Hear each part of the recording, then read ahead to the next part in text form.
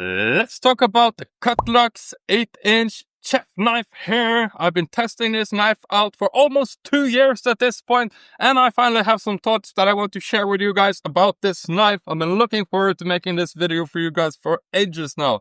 So first of all, I purchased this knife because I really wanted something that I could use for like a daily beater knife, and I really have. Anyway, upon arrival, the first thing I noticed about this knife was that it came in really nice packaging. Got that like Apple experience when you open it up, like smells good. You get that little cloth that you clean your screen or knife in this instance with. These days I see that you also get a sheath. You did not back when I purchased it, so Cutluxe, please send me one. Anyway, now none of this is sponsored, by the way. I purchased all these knives. I'm doing like a video on all the best chef knives under $50. This one I think comes in at right around the $50 mark as well, so it's definitely up there in price class that I am working with here. I will say though, upon first inspection of this knife, the first thing I noticed is that this knife is super high quality. First time I held it in my hand, it was like, whoa, this is a heavy knife. What's going on here? And it really is. It's like forged steel, full-tang construction. It's also a very wide handle on this knife. So if you have a tiny hand, perhaps this one is a little bit too thick for you, to be frank. Yeah, heavy, big blade. If you like that, this is definitely a great way to go though. It also comes with a wooden grip, which is quite cool. You can also see here that there is no bolster of any sort on this blade. Now that's a disadvantage and an advantage. I mean, it's easier to cut yourself, and I had multiple times.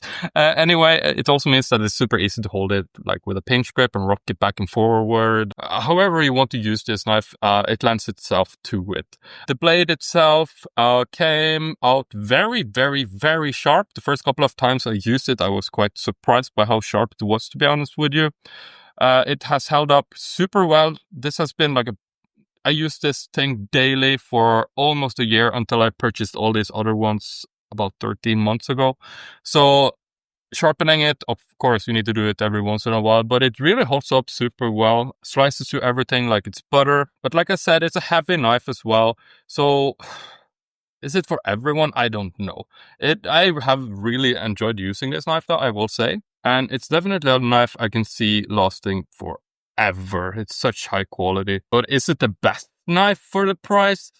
That's kind of a hard call.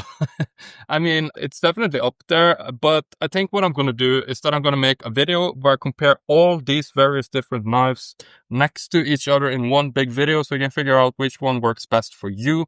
However, if you think that this is the way to go, what I also want to do is add a paid link in the video description and pinned comment of this video that will take you to Amazon. If you want to purchase that knife, I really appreciate if you would use that link because I have spent so much money on all these knives.